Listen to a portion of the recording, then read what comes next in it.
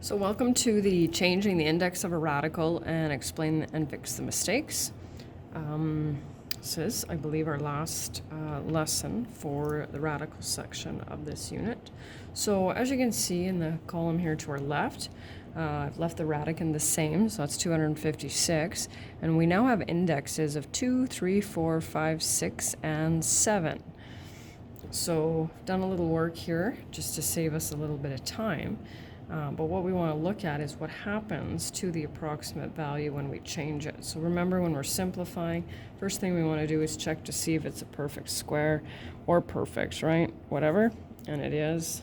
If it's not, we break it down into the largest perfect, in this case cube. And 4 cube root 4. And this is a perfect power of 4. So you can see now in the second column, right, mixed radical where possible, that we have a variety of different radicals with different indexes.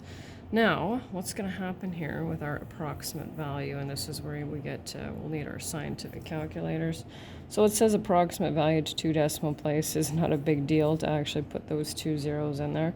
So if I kind of, see if we can do this.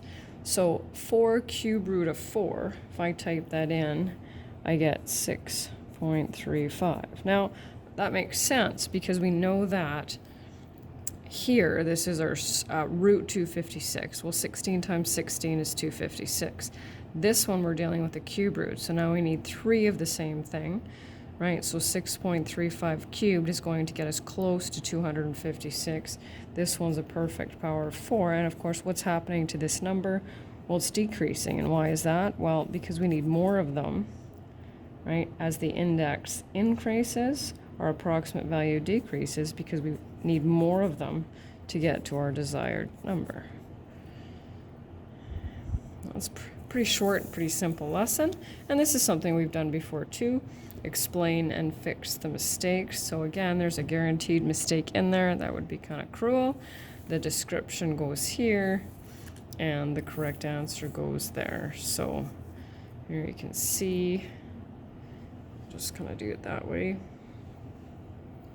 So remember, when we're looking at simplifying, we want to check inside here to make sure that there isn't another perfect square that divides evenly into our radicand, because otherwise it means it's not simplified, and there clearly is one.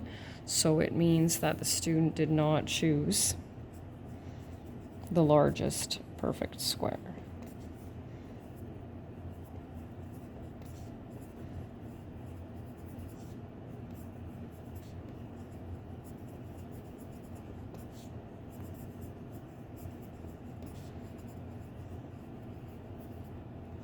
So, since 36 was chosen and there's still another 9, then we should, when we multiply those two, we get 324, which is not a familiar perfect square, but that's obviously why it can sometimes take us a couple of steps, times root 2.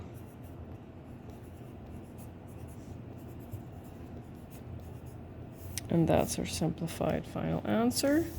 I'll take a look at this one, and I don't have a list of the perfect powers of 4 handy, but I know that this one belongs with the cubes.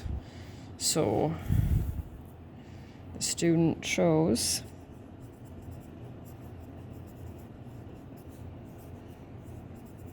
a perfect cube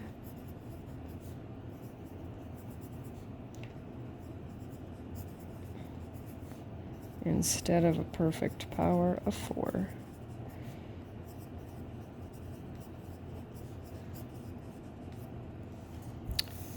So we'll take a perfect power of 4 instead.